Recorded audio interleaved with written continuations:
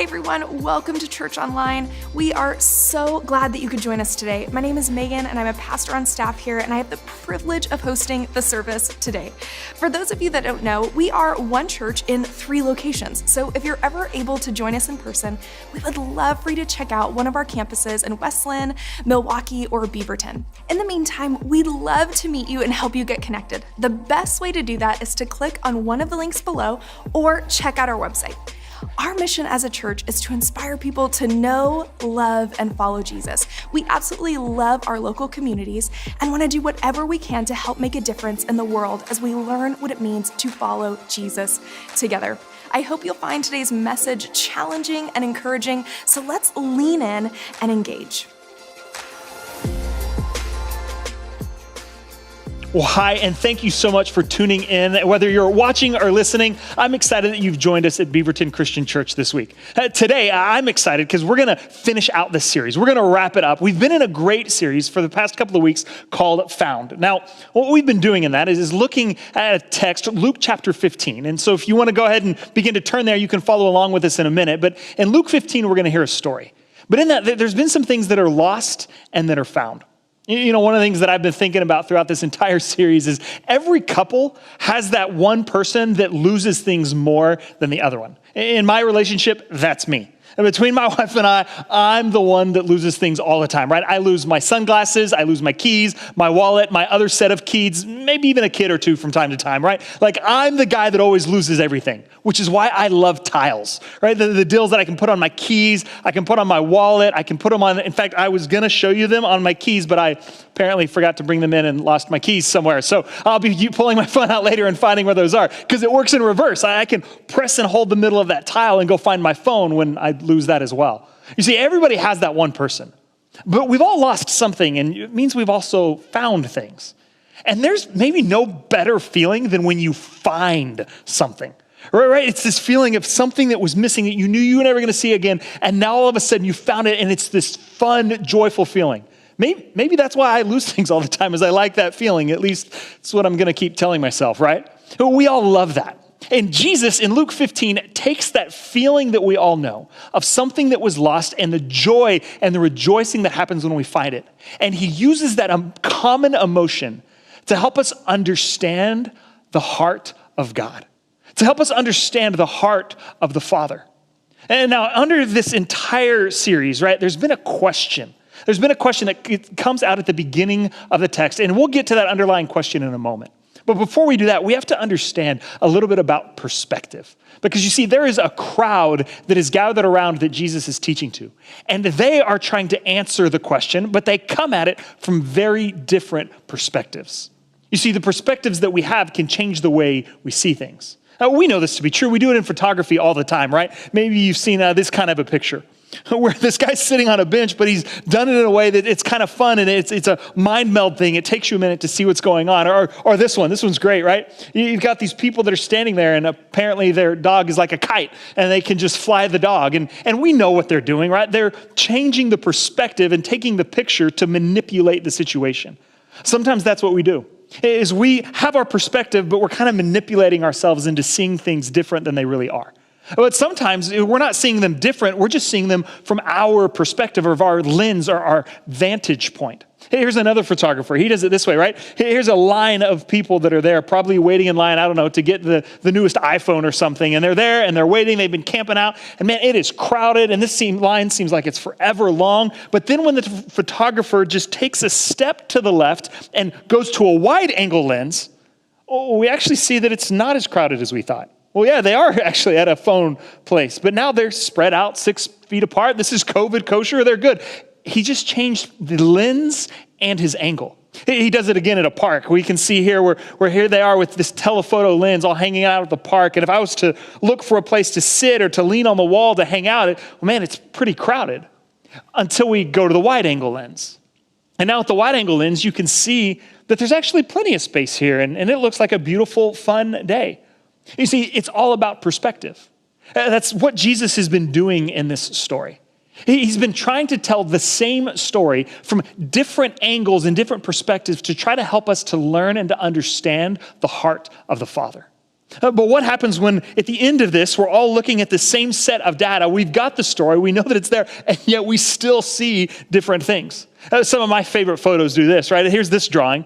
When you look at this, I don't know what you see, but maybe your mind and your eyes immediately see that an elderly couple that are staring lovingly at each other. Maybe you see a golden chalice that's in the middle, or maybe you see a guy here in a sombrero playing a guitar, singing to another guy who's got some sort of a pot on his head with a lady standing in an arch. Or maybe it's a little more confusing. How about this one? Right, this one, you've got this beautiful scene here, which my mind immediately sees that there's a guy sitting here on the tree playing a flute with a young lady in the back that's sitting on a rock. Or if I step back a little bit, I see that the tree makes the outline of maybe the portrait of a man, and the rock is actually his mouth, and the lady's back makes his nose. You see, I can see it, but sometimes I don't see it till someone points it out. Or here's one of my favorites. This is probably this beautiful scene, right? This islands and some boats and some people hanging out, but maybe about to camp for the night. And this looks like it could be on the Oregon coast. But then if I point out in the negative space, you can actually see that it makes what looks like the face of a panda, right? You don't see it until I point it out, and then hopefully you can see it. Because our perspective can change based on what people tell us and how they help us to see things. So Jesus is telling the story from different angles because he understands that people in his crowd have a blind spot. And you and I do too. Whether you grew up in a large family or a small family, your birth order, where do you fall? What kind of financial status did you grow up in and around? What region of the world or the city or the town are you from? What was the race of your parents' age? Who raised you? Just life in general shades our perspective. And from time to time, we need scriptures to come along and to help us see things from a different perspective.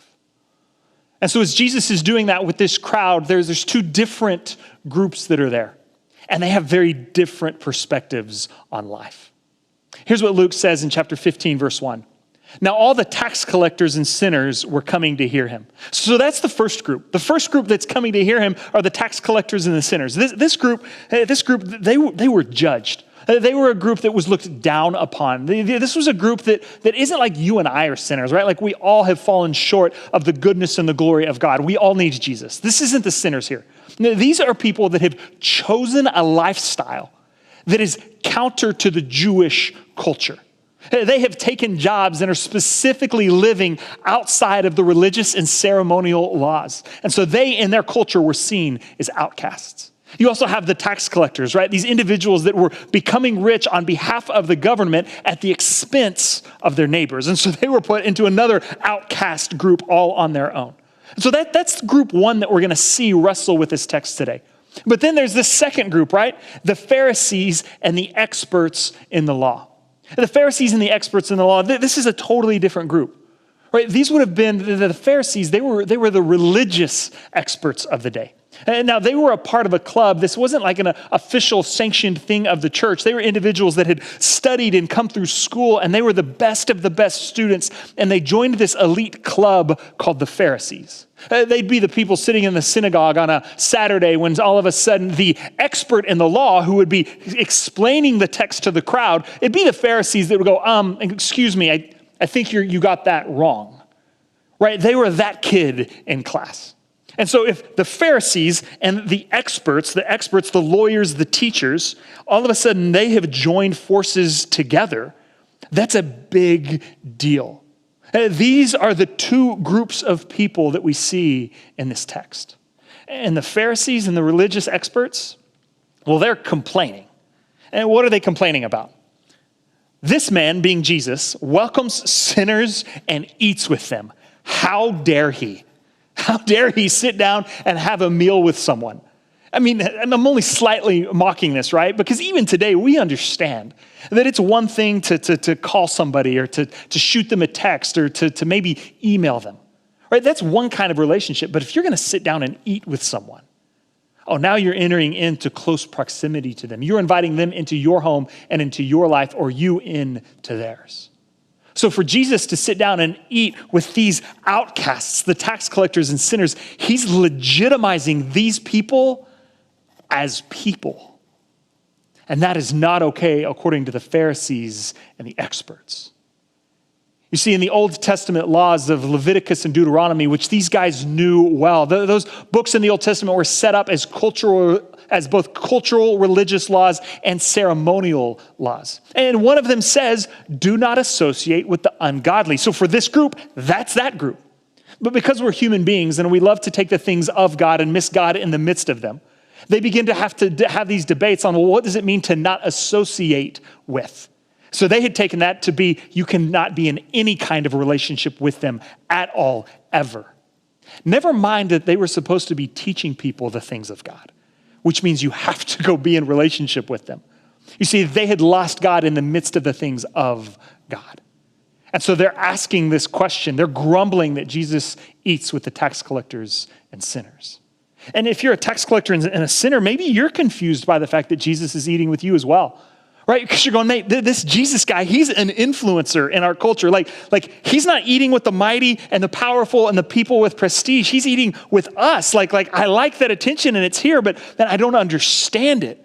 And meanwhile, these guys are still going, man, no, those guys are dirty. Like, why is Jesus with them? Why is he not honoring us? Do you know the risk that he's taking in his reputation by associating with them? By associating with them, he's becoming one of them. Why is Jesus doing this? So Jesus shares some parables.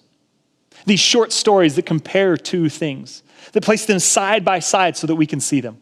In week 1, we saw that there was a found sheep, right, with a 99-to-1 ratio that demonstrated how much God loves us and how far he will go. And when he does and we come to him and he finds us, all of heaven rejoices.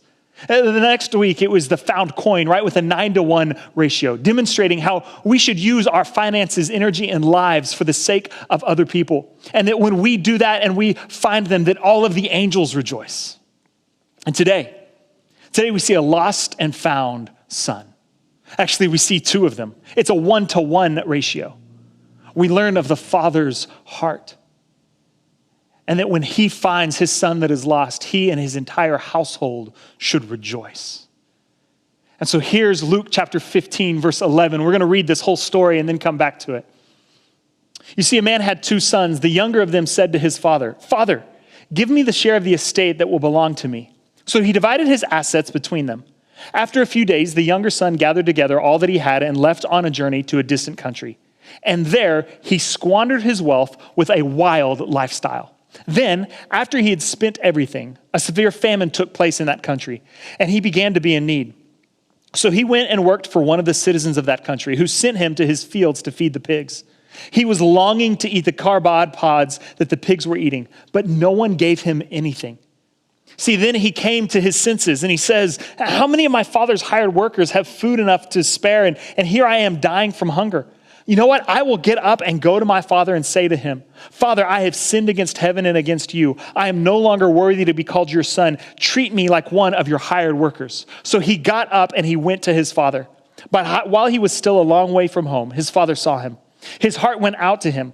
He ran and hugged him and kissed him. Then his son said to him, 'Father, I have sinned against heaven and against you. I am no longer worthy to be called your son.' But the father said to his slaves, 'No, hurry, bring the best robe and put it on him. Put on a ring on his finger, sandals on his feet. Bring out the fattened calf. Let's kill it. Let's eat and celebrate, because the son of mine was dead, and he's alive again. He was lost and is found.' So they began to celebrate. Now the older brother, this older son, he was out in the field as he came and approached the house. He heard the music and the dancing, so he called one of the slaves and he said, 'What's happening?' The slave replied, 'Your brother has returned and your father has killed the fattened calf because he got his son back safe and sound.' But the older brother became angry. He refused to go in. His father came out and appealed to him, but he answered to his father, 'Look, these many years I have worked like a slave for you. I never disobeyed your commands, and yet you never gave me even a goat so that I could celebrate with my friends. But when this son of yours comes back, who has devoured your assets with prostitutes, you killed the fattened calf for him?' Then the father said to him, 'Son, you are always with me, and everything that belongs to me is yours. It was appropriate to celebrate and be glad, for your brother was dead and is alive. He was lost and is found.'" So in this parable, Jesus shows us two sons. Two sons, and there's two parts, and let's take them in order. You've got the younger son, right? The younger son that comes to his dad and he says, hey, Dad, I'd like all of my inheritance. Now, in the Jewish culture, he was going to get an inheritance. But the way that the culture worked is that if his father died, 2/3 of that would go to the older brother and 1/3 would come to him.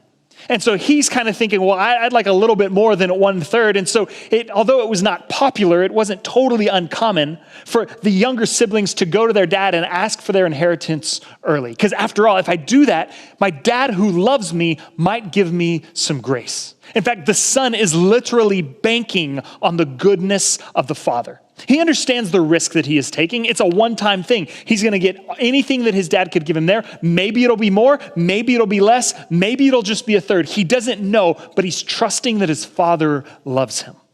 And he's forfeiting any other blessing that he could get down the road. No more inheritance upon his father's death. You see, these are all these little intricate details that are woven into this story. And they're the angle and the perception that the audience listening to Jesus would know. Right? So if you're a tax collector or a sinner listening to this story, you're going, yep, that sounds about right. Like you got to take life by the horns. You've got to use the system to be in your favor. Yeah, I know it's not popular to go and do this, but I don't want to risk the system working against me. I've got to help myself. Man, I wish I had a dad that loved me that way. I wouldn't be where I'm at if I had that. If you're a Pharisee or a religious expert, right, you're going, man, that son, he feels so entitled. In fact, that idiot father, I can't believe he would do this because, again, they had a teaching among them that you would never, as a father, it was unwise to give your kids their inheritance early. Because after all, that kid's just going to waste it, right? Right? They're going to waste it, and then they're going to come back, and they're going to need more, and that's going to bring shame on the family and disrespect to the family. This is just not the way things work. That younger kid should be like his older brother. And the story plays out just like the Pharisees were thinking it would. The son squanders everything. Then the famine hits the land. It goes from bad to worse. So the son goes to get a job there in the country. And the only job he can get is a job taking care of pigs, which for the Jewish audience listening to that is the lowest of the low. To this day, Jews do not eat pork or pigs. It's unkosher. So to go work for that and to work with that animal would be the lowest of the lows. Except then his job is to feed the pigs. And he realizes that while he's feeding the pigs, he's going hungry. Which means that as people walk by, they see that the pigs have more worth than he does because they're eating and he's starving. Again, if you're the Pharisee or an expert in the law, you're probably hearing the story going, yeah, that's right. He got what he deserved, right? He made those decisions and look where it got him. He did this to himself. But if you're the tax collector or the sinner, maybe you're over here going, no. I understand the depths of the feeling of despair. Like I get that. And you know what? People sometimes look at me like they value their animals more than they do me. They don't see me as a human being. They can empathize with how this son is feeling. And then the text says that he comes to his senses. Verse 17, he says, wait, how many of my father's hired workers have food enough to spare? But here I am dying from hunger. So I will get up and go to my father and say to him, Father, I have sinned against heaven and against you. I am no longer worthy to be called your son. Treat me like one of your hired workers. Here he comes to a place where he's like, man, I've honestly messed up. I need help. Sometimes when we've messed up, that can be the scariest thing to do. To go, I need help. I can't do this on my own. Yeah, I made decisions that got me here, but you know what? I need help. It's not the coward's way. It's the brave way to say we need help. After all, the son can't get any of the money back. He can't pay his father back for the inheritance that he had. All the son can do is call on the character, call on the heart of the father. The kind, loving, and gracious heart. The heart he'd experienced when he'd gotten his inheritance early. The heart, as we see here, that he had seen his father demonstrate with the servants that were in the household. So he goes, I know my father's heart. I'm going to go call on his heart for people. And so he writes his speech. He writes his speech, right? I'm going to go back and here's what I'm going to say. And man, which one of us has not done that in life? That we've come to that spot where we're like, I messed up. I need help. I'm going to do the brave thing and admit that, but I'm going to do it on my terms. And so I'm going to write the speech out and I'm going to get it all fine and dandy so people will receive it, right? He writes his speech and he gets ready to go back. Again, I can't help but imagine that if I'm hearing Jesus tell this story and I'm a Pharisee or an expert in the law, then I'm going, man, that's right. He better write that speech. He better come back and beg. He did this. He messed up. If he'd stayed at home and followed the customs of our land and his brother, then this wouldn't have happened. He did it to himself, so he better grovel. And if I'm over here with the tax collectors or sinners, I'm like, man, what a brave thing to do. I don't look down on him. I empathize with him. Man, I get it. I feel what he's feeling right now. Man, if only I was brave enough to do that as well. Which is why what happens next surprises everybody. He got up and went to his father. But while he was still a long way from home, his father saw him and his heart went out to him.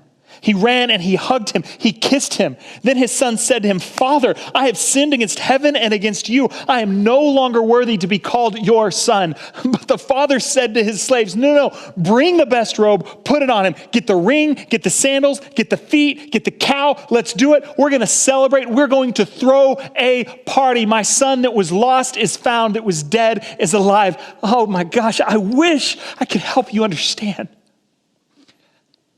how radical this is. Fathers didn't do this. This is like Jackie Robinson crossing the color line in baseball and Simone Biles fighting for mental health in the Olympics, all tied up into one times infinity for all eternity. You see, this is huge.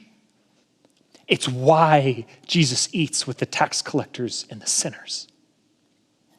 It's grace.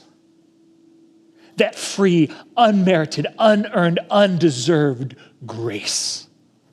The younger brother didn't deserve it. He can't earn it. This is scandalous for the father to do it. It's gossip worthy. It's Facebook post. It's send the tweet out viral kind of moment. You could just hear people go, do you believe that? Did you hear what that father did? Yeah, okay, take him back as a servant. I get that. That would make sense. But like a son with full rights and full privileges? No. That's not grace. That's reckless grace. The father ran out to his son. He sees him coming. Men of his wealth and stature do not run in their culture.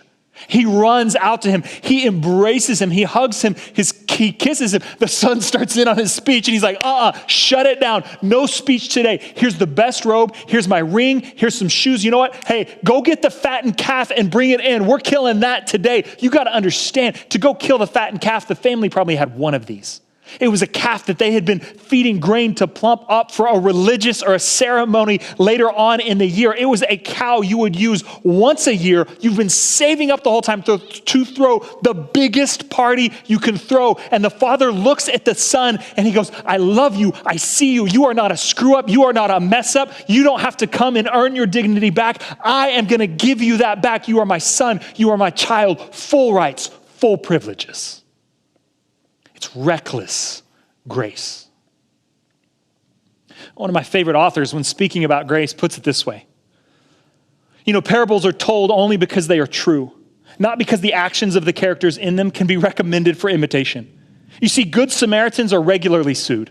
Fathers who give parties for wayward sons are rightly rebuked. Employers who pay equal wages for unequal work have labor relations problems. And any shepherd who makes a practice of leaving 99 sheep to chase after a lost one quickly goes out of the sheep ranching business.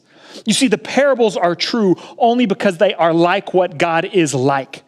The parables are, one and all, about the foolishness by which grace raises the dead. They apply to no sensible process at all, only to the divine insanity that brings everything out of nothing.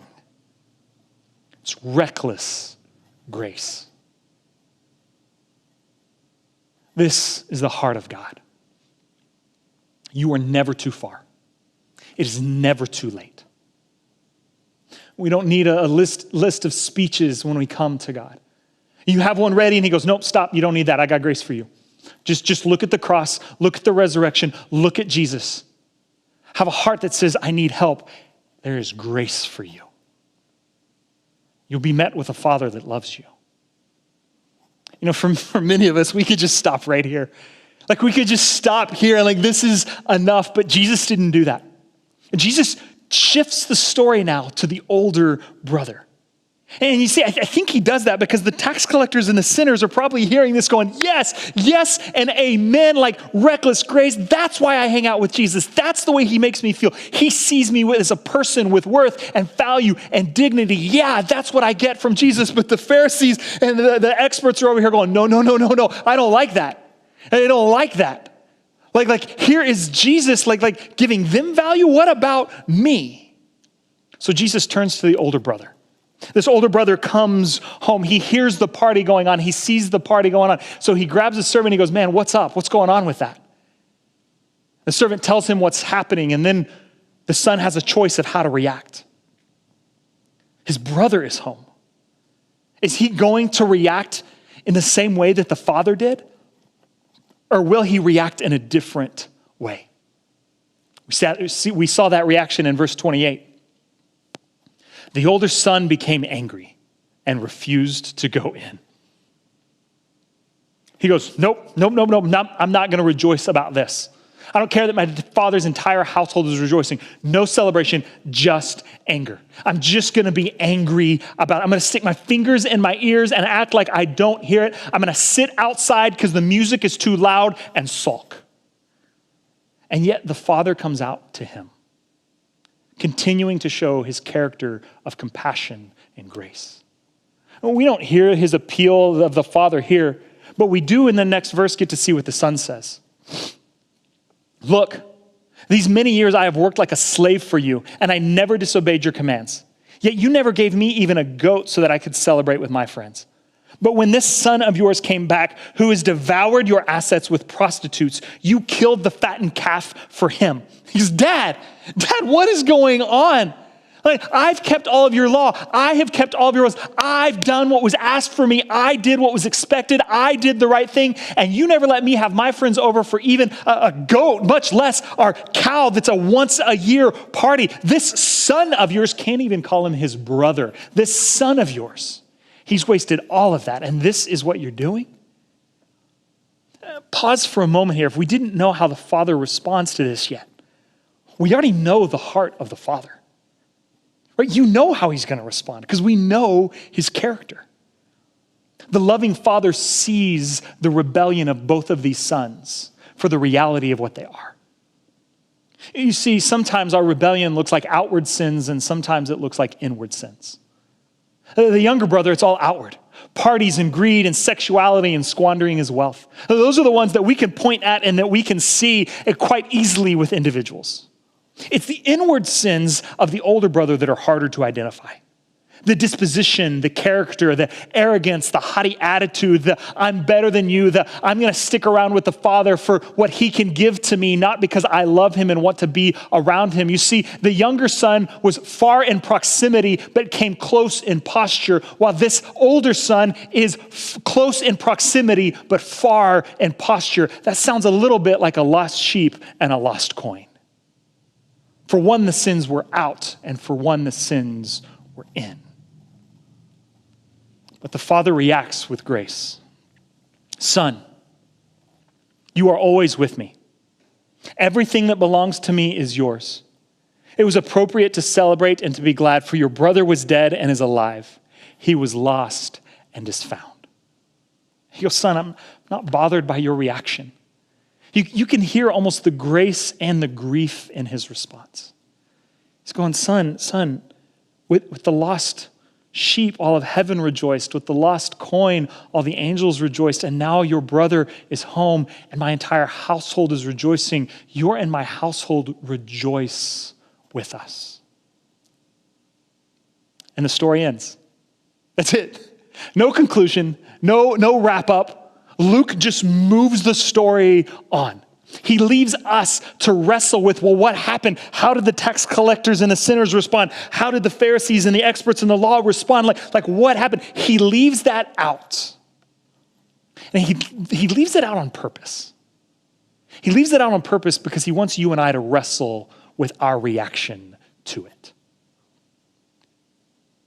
See, I think there's a statement that we need to begin to really make true of ourselves, and there's a question that we need to ask of ourselves. The statement is, I am the younger brother. I am the younger brother. I am in need of and have been given reckless grace, because that's the heart of the Father. I've messed up. I've written a speech.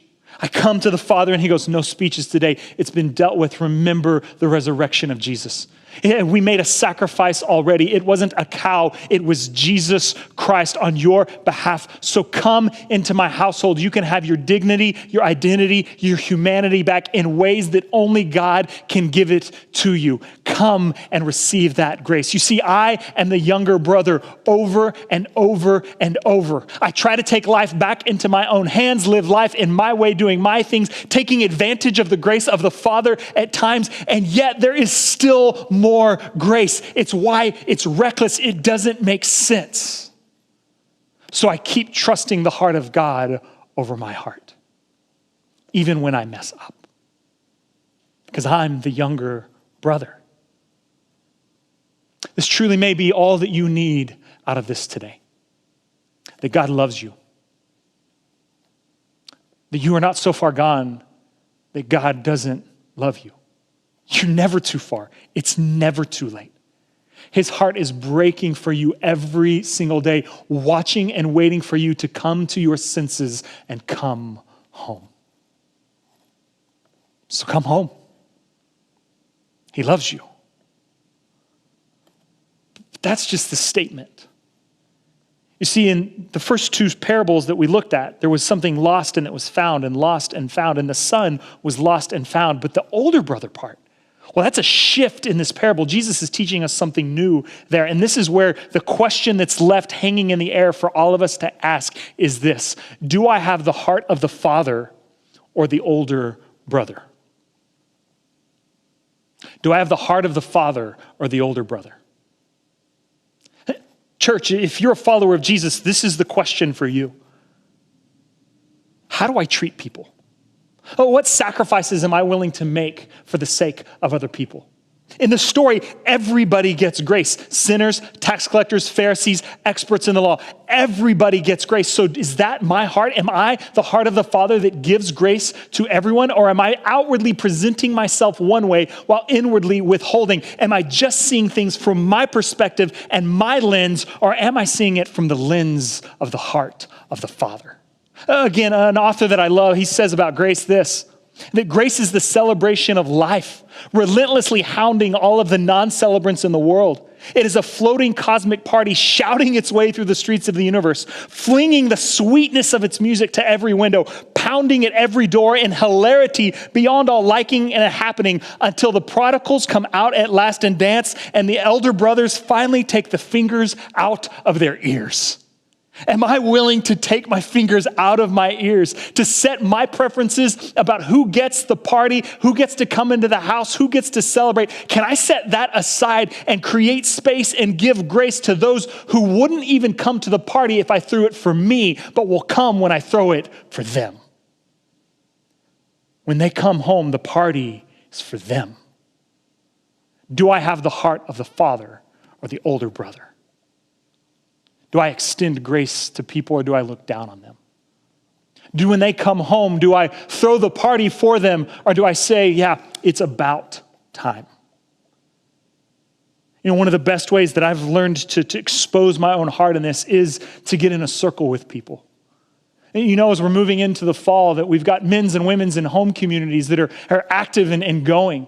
And it's a group of people that I can sit down with in a circle, and we can begin to have hard conversations with one another. And at times they go, man, no, we see the heart of the Father in you here. And at other times they're like, no, dude, you got a little older brother heart going on right now. You see, I can't always see it in myself. I need people around me to help me see that. Because as I ask myself this question, the truth of the matter is I'm really good at asking the question.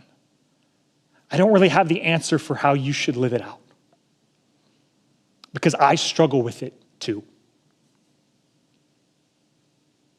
I am educated with things of God way beyond my obedience to God.